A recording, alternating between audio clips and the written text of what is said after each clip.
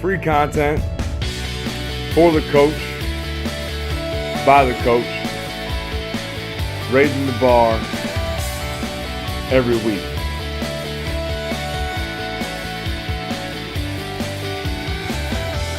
Speed for Your Mind podcast is sponsored by Powerlift Equipment. High quality equipment, unique design, and multifunctional training capabilities. Powerlift are innovators for the strength and conditioning field. Hey everybody, this is Zach Howell with Strength Coach Selects, episode number 18 of the Speed for Your Mind podcast. Today on the show, we have Ellis Spratlin. He is a director of strength and conditioning for football at Reinhardt University. Ellis, how you doing, brother? I'm great. Thanks for having me. Yeah, absolutely. So tell us a little bit about yourself, man. Tell us a little bit about your background, where you've been, what you've done, and how you got where you are today. Okay. Well, first off, I'm from Rockdale County, Georgia, which is about 45 minutes away from downtown Atlanta.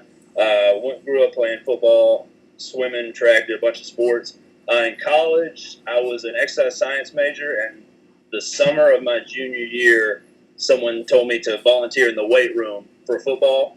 I'm talking second day I was there, fell in love with it. Like, well, I didn't know you could get paid to do this. This is what I want to do the rest of my life. So I interned there at Valdosta State for 2 years under Michael Dosher, who is an absolutely amazing strength coach, one of my truest mentor. I love the guy to death. Then after that, I spent 6 months as an intern at the University of Iowa for football under Chris Doyle, an absolutely walking legend. Everyone in strength and conditioning knows that name. From there, I was the first ever strength and conditioning GA for football at Kennesaw State University under Jim Carizzi. I got hired in May 2014, 3 months before football players were even on campus. I was a GA for 2 years. At the end of my time there, I was promoted to a full-time assistant. I got a full-time position until I was there until June 11th of this past year, because June 12th was when I started as the director of strength and conditioning at Reinhardt, only about 30 minutes north of Kennesaw, so didn't even have to move. Kept the same apartment, just traded cars with my wife because it's a little bit of a longer drive.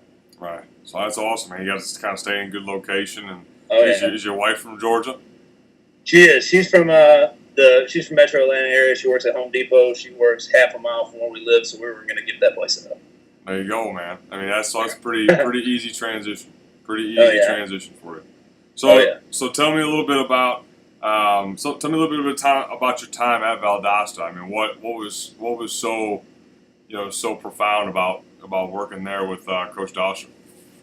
So something that I really got to learn about at Valdosta is just what a winning culture really looks like. So I was very blessed. My first year at Valdosta, I started in May, and that was the year. 6 months later, we won the D2 national championship. That was their third national championship in 8 years. They had an all-senior offensive line. Like, these dudes, they defined student athletes in my mind, just people that knew how to handle their business, were very mature, worked as hard as they could every single day. So, that was my first experience in college athletics, and I was like, that's just how I thought everything was from there on out. So I really got to see what a winning culture looks like. It's one of the most prestigious D2 football programs around. Coach Dosher has been at Valdosta for, I believe, over 20 years at this point. So it's a guy who's been through the ups and downs program, has seen prolonged success, and has really learned how to build relationships with guys. So just working with someone like that and working in a program that has such an aura about it. Oh, absolutely. So what about out there with Coach Doyle? What was so great about that? Yeah, so, I mean, Coach Doyle is an absolute true professional. Just seeing the way he handles his staff, the way he handles the player, he is a perfectionist to the T. You're there an hour early, and every single exercise from the start of the warm-up is set up in its own station. Everything is perfectly spaced apart. If, say, you're setting up I remember getting chewed out a little bit because the just jump mat was on the edge of the white line instead of on the opposite edge of it. Everything has to be in line because he wants a response. He wants guys to be able to walk in, see, this is a professional atmosphere that I've walked into, and I need to treat it as professionally as I can. And just seeing the way he handles himself and how professional he is and the command of the room that he has like nothing I've ever seen before. He walks in if it's a 6 o'clock lift, he walks in at 5:59, and a hush just comes across the room. The second he opens the door, they're all standing at attention, ready to rock. And just seeing someone handle a room like that is absolutely amazing to see. Absolutely. So what about down there with Coach Carizzi? What was it like Jimmy. Coach Carizzi he has more passion and love for strength and conditioning than any human I've ever met. The dude eats, sleeps, breathes, drinks this stuff. Like he has never his pursuit to get better and as a coach, as even a human being, is incredible to me. He has read, I've known him for 3 years, and he's told me about hundreds of books that he's read. It's absolutely incredible how much he dedicates himself to improving his game every single day. And just watching from the way we did things in fall 2014 to the way we did things summer 2017 when I left, it's absolutely amazing how much he has evolved and how much he forced me to evolve with that. And just really teaching me how to grow and how to dedicate yourself to a craft is what Coach Carizzi does best. So how do you feel like all those coaches have rounded you into what you're doing now at Reinhardt? So I think a lot of their principles have kind of shaped me as who I am as a coach. Coach Carizzi is a very passionate guy, and since I spent the most time with him, that's most recently, I would say my coaching style, the way I program, all that stuff is going to be more of a reflection of the things he taught me, because that is a majority of my past. Coach Doyle, like I said, taught me how to be a professional and not just a coach, taught me how to really carry myself as a coach. And Coach Dosher, it's just knowing, he taught me kind of how to know what success, where success comes from. He taught me how to define a standard and how to stick to it, how to communicate that to student athletes. So how do you feel like those experiences? Now, I'd like to say this because I think a lot of people don't understand it. Is you have to learn a little bit from every single place you've been. Right. And you're at a point now where you're running your own show. Mm-hmm. And I think, and how long have you been doing this? 6-7 years? 6 years, yes, sir. Yeah, That started in 2012. So you look at it and you say, okay, I've worked X amount of years. I've worked on this amount of people, and I've just gotten the opportunity to figure out how to do this on my own. Right. I think that a lot of people look at it and they say, okay, well, I'm gonna be an intern, and then okay, well, I'm gonna go figure out a way to be a head guy. Right. And I was in a situation where when I started, I was an intern. I went to my GA and an assistant for a very, very short amount of time. Mm-hmm. All at the same spot. And for some godforsaken reason, a guy named Scott Dapp thought that I was qualified enough to go be a director of strength and conditioning at Moravian out there on the East Coast, and I had no idea what in the hell I was doing. Right. You know what I mean? And that I spent 2.5 years trying to figure out what in the hell I was going to do, how I was going to develop. I think a person that has taken the route that you've taken has a lot more of a leg up, on someone that you know what I'm saying? Like at that point, you doing your job now compared to when I had to do my first head job, you've got to be doing 120% times better than what I did. Right. You know what I mean? It's just because I think a lot of people need to understand that, because as much as I grew while I had that position, you've grown exponentially and actually been able to learn from different people. Right. Which I think is more valuable. Right. I think a lot of the young guys coming up, they got to understand that if they're listening to this, you guys got to understand that learning from other people is so beneficial. Right. Beneficial. It's such an investment on the front end to work for as many people as you can, and as sucky as it can be sometimes, working for as many people as you can for as little money as possible. Right. It's really just an investment on yourself. Talking, like I said, I was doing this for 5 years before I even really started making good money doing it. Yeah, that's what I'm saying. It takes a long time, man. It really does. I think a lot of people need to understand that. So tell me a little bit about what you're doing now. I mean, so let's talk about let's not talk about spring ball. Let's not talk about any of that stuff. So, like, let's say first day you show up at Reinhardt. What was the first thing you did?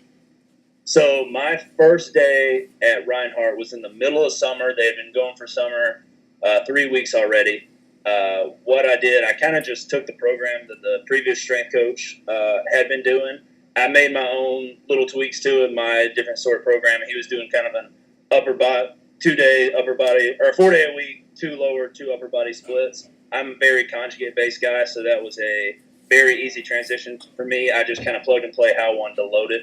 And then kind of just went from there. I didn't want to change everything up too much since they'd already been going so strong. And, like, the strength coach for me did a phenomenal job teaching technique, teaching guys how to strain, how to work. So I didn't really want to mess that up so hard. And it kind of just gradually I've been plugging and playing the things that, the things that make me, the things that make my programming different than his. So that's what I did. Like, that's really the main change. I kind of went from more of an Olympic-based programming to more of a conjugate-style programming. But, training athletes is 90% the same from any sport, any weight room in America. It's just a matter of, the little things that make it different. So I actually want to touch on what you just said, right? I mean, you talked about how the last guy did a good job. Right. Right. I think here's what I catch a lot of guys in. There's a lot of bullshit. I'll be honest with you. Right. One guy gets fired, or one guy leaves. The next guy shows up, and all the next guy does is talk about how shitty of a job the last guy did. You know what I mean? Or we're gonna teach them how to train like men, or we're like. Right. So what the fuck did the last guy do? Right. You know what I mean? I think that's one big issue I've always see around, November of every single year, when you see guys start to get fired. Then the next couple of weeks, you start to see news clippings or videos on, this strength coach or that strength coach talking about, well, we're gonna, these guys are in terrible shape, or these guys we're gonna figure out how to train. I think it's awful. I think it's bad. Right. I think it's bad ball. You know what I mean? Because that guy did his damnedest. Right. To try and make the situation better, and you have no idea what situation that guy walked into. Right. So I think that's props to you, because that's good character. You know what I mean? You appreciate to that. Be able to kind of talk about a job that a guy did previously and did a good one. Yeah. I mean, with as much like professional development stuff, all the stuff we have to go through to get our certifications. If someone is a head strength coach in college sports, it's going to be pretty rare that they just have no idea what they're doing. Like, they've had some really sound programming. It might not be exactly what you say. Like I said, the last guy was a lot more Olympic-based. I'm a little bit more conjugate-based. If I came in and said, this guy's terrible, these guys don't know how to do dynamic effort squats to a box, like, maybe because they've never done it before. Like, if we go back to the things that he used to do that made his programming the way it is, they're really good at that. Right. Yeah, right. That's part of the stuff that I've always just been so rattled by, you know what I mean, kind of in the field, just because I think a lot of people they talk bad about other coaches. They got no idea what the hell they did. Right. So yeah, but so tell me a little bit about how you developed your program with your athletes. What you did to put some of your stuff in place that you feel like has been better, because I know you're hitting that. You said about 8 or 9 months, right? So yes, sir. So I know for myself, it always takes about 6-7 months for my guys to learn how to kind of handle my expectations, understand how I want things to be when they come in the room, understand how I want them to be at practice, how we're going to be. It takes a lot of MFing, it takes a lot of, it takes a lot of, stress that you have to put on the athletes. But tell me a little bit about what you did with your guys that you feel like has put you in a good place with them right now. Something that I think, one major change that I did make is establishing kind of a tempo of training. I think in the past it's kind of been, here's the workout, go do, unite and conquer. Where I have done something that I learned from Coach Carisi at Kennesaw that I absolutely love, implementing a whistle system. Every set of every exercise is on a whistle. What that does is it kind of forces everyone to move at the same tempo. It keeps the guys who want to just rush through it and get it done as quickly as possible to actually slow down, take the time to do things right. And it kind of gives you an idea, like that kind of cuts down on people's ability to skip stuff. And then like the super meatheads that want to like really just slow cook this and treat it like a powerlifting meet, spend 5 minutes between sets. It forces them to build up a little bit more work capacity and work at a more realistic tempo just so we can get everything in. That was a big change, but just establishing that from the beginning and not wavering from that standard. So if someone wasn't ready for the set, I stand at the top of the room. Our weight room's very long and skinny, so I'll stand at the top of the room. I'll tell them how much time, and I'll give them 60 seconds to whistle, 30 seconds to whistle. And if I see someone's not ready yet, that's when the MFN has to come out. That's when up downs have to get dropped, but not as just a means to, I never want to be like that guy that just MFs and drops up downs just to establish myself as the alpha male, but that is how people, that's going to be what people respond to. Let them know that what they've done is wrong, and I just never waver from that. I think that's a good point, man. If you can never waver from your standards, that's when you're going to have a lot of success in a lot of areas that I think a lot of people don't have success in. Right. Because I can tell you that honestly, there's been times over the past 6 years, 7 years, so we're like I've had to waver on this and waver on that, based on, and you can touch on this a little bit probably, is like some of the coaches that you work for, some of them don't have the same standards that you have. Right. And some of them are, like today, like some Fridays, man, we're gonna be a little bit lighter on Fridays, be easier on the guys. Right. Or stuff like that. And I think that's tough from a strength coach standpoint. Is okay, well, you're trying to establish this, and then you might have a conditioning segment on a Friday, and the coach goes, "Listen, Fridays, we're going to be real light." Right. So I don't want you, MFing guys up and down the field. I don't want you doing this. So it's tough sometimes. Absolutely. But I think that's you made a good point there. So tell me, what are you doing right now with the guys? What is your plan right now? So right now, the past 7-8 weeks, well, we just got off spring break, but the 8 weeks before that was all building up. Has been, for January, it was a 4-month, pretty much straight conjugate style method. We had a speed upper and lower. We had a heavier upper and lower. And then with some, low-level conditioning just to maintain general work capacity. February is when we did our mat drills every Tuesday and Thursday, so we cut it 3 days a week in the weight room. Still kept the conjugate scheme in mind, but realizing that I can't just absolutely hammer legs on the days I want to. And I have 3 days, so it's more split up total body lifts, but I'm still making sure I get the speed exposure, heavy exposure, make sure I'm training in all planes of movement, hinge, squat, push-pull, all that stuff. And then right now, spring ball starts tomorrow, so right now we're just going 2 days a week in the weight room, a lower body day and an upper body day. I'm kind of doing something that I learned from Nate Harvey, who was formerly of Buffalo and now with Elite FTS. It's kind of a 2 day a week conjugate split where 1 week you go lower heavy, speed upper, and then you flip it the next week. So you still have that 4 workout rotation, but it's kind of every 2 weeks it changes. So those that are listening right now, why can you elaborate just quickly, because I know it could go in depth, but a little bit just the basics of conjugate, those who don't know exactly what it is. Right. So I feel like a huge misconception is conjugate is West Side.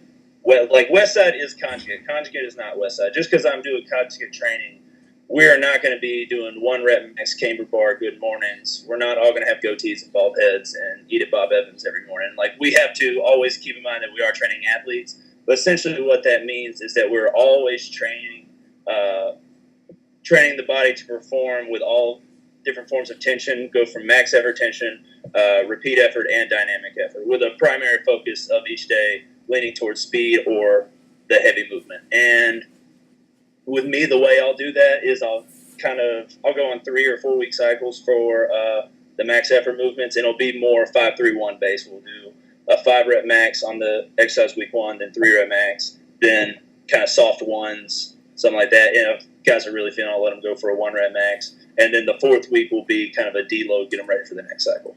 Okay, yeah. So it's very what I was thinking, right? So So now that we got that out of the way, because everybody, I just didn't want people to listen and maybe I'm going to guess the most listening probably do know what it means, but Right. I don't want to kind of keep talking about it and they don't know what the hell we're talking about. Right.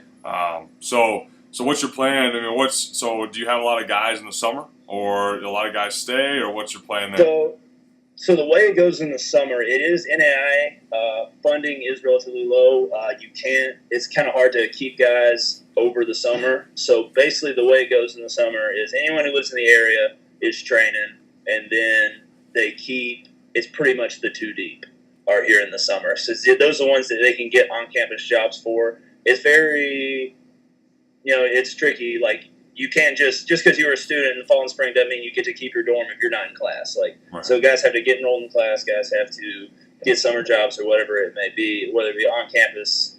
They have to be doing something on campus for them to be able to stay in their dorm. And since there are a finite number of spots, the head coach has to be very selective about who that is. So it's pretty much the two deep who's here in the summer. Right. Well, I mean, you're looking at 22 to 35 guys probably, I'm going to guess, right? Right. I think it was on any given day, because like I said, local guys and guys we're about 40 minutes north of Atlanta.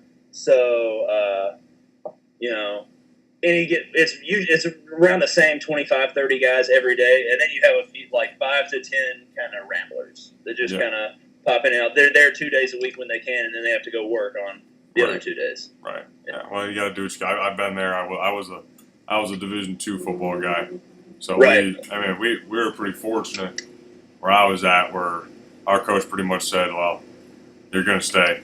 So we had 90% attendance from the whole team year round, which was nuts. I didn't realize it was nuts until I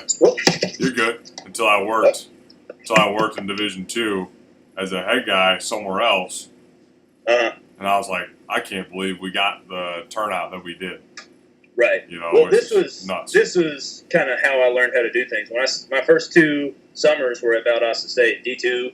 So any given day there'd be 45 guys. Some days there'd be 70 guys. It's really just kind of a hit or miss thing. Right. But you're always going to have those core guys who are the most committed to it. You know what I mean? Right. Yeah. So tell me.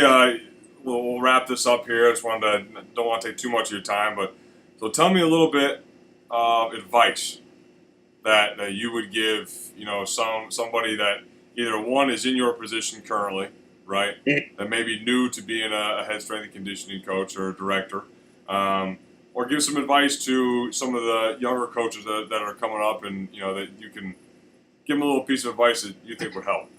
Okay. So I'll start with the latter, talk about younger people coming up. I would say do your best to kind of take the path I did. Try to learn from as many people as possible. Try to see how different people operate on a day-to-day basis as much as possible. Intern, volunteer, whatever you got to do, because there's only so much you can learn from reading an article or watching a video. You can watch a 4-minute highlight reel of summer training, but you're not going to know. You have no idea what was going on behind the scenes to get that product out there. You have no idea how much work, how much dealing with different personalities, all that stuff. See how different people coach different personalities, because that's one of the biggest challenges, especially with football, is having, there's 95 different guys, 95 different personalities that you have to learn from. So you have to see how people who are much more experienced than you handle that on a day-to-day basis to really get the job done. You can know X's and O's as best you can, but if you don't know how to deal with people, you're not going to get anything done. So I don't want to cut you off, but let's talk about that for a second. So how do you handle, I think every coach probably struggles with this a little bit. Right? How do you handle guys that just don't want to do it? That just hate, because we all have things that we hate doing, right? Right. I hate cleaning up dog shit. Right. So sometimes I don't do it. Right. So there's stuff that we all of us don't like doing. How do you handle guys that don't like the weight room, that don't like to do it? It's not because they're bad kids. It's not because they got shitty attitudes. Some kids just don't like to do that kind of stuff. How do you handle kids like that? So I think it really is kind of just dependent on a person's personality, their maturity level, how you can handle them. I'm not even going to call them problem people, 2 people that I have to focus on the most at Reinhardt. We have 2 All-Americans that are currently on the team. One's an offensive lineman.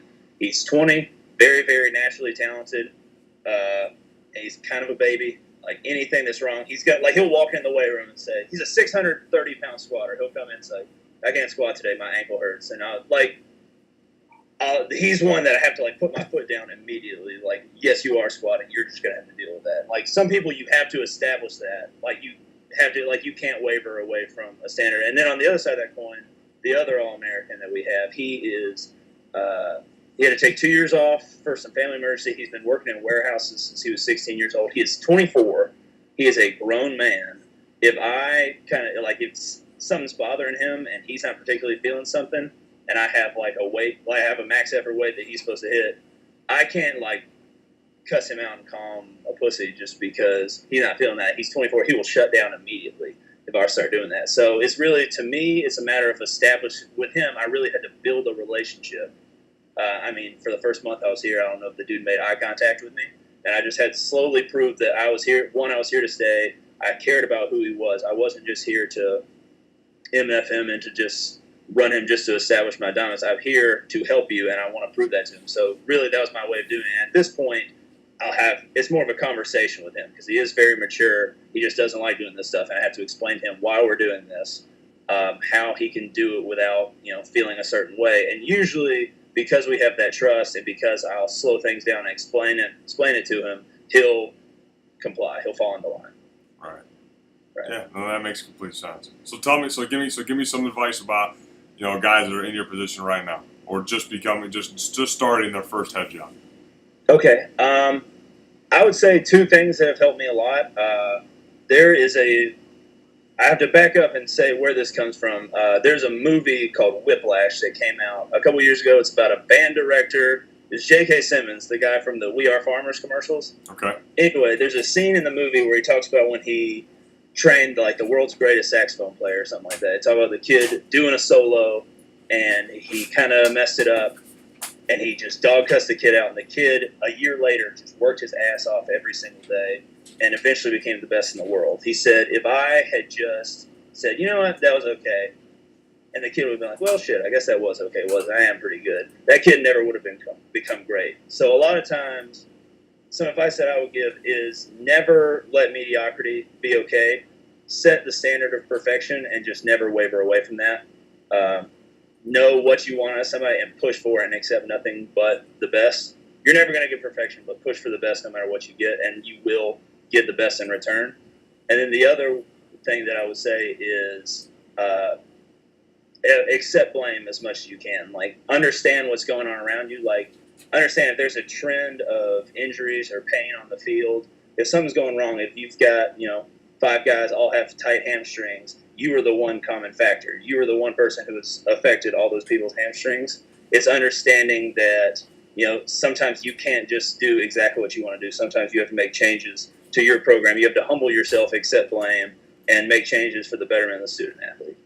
No, that's actually a great point. You look at, sometimes we are the biggest common denominator. Right. Right. And that was hard for me to look at 2-3 years ago and say, like, well, that's not really my fault. We did this, and this to prevent all that. And, right. Now I look at it and say, well, maybe I do need to change something up. Right. Because I did, maybe that is my problem. So, right. But no, that's 2 pieces of great advice, man. So I appreciate you coming on the show today, man. I appreciate you taking the time. Have a great rest of the week. Enjoy yourself, man. Awesome. Thank you very much for having me.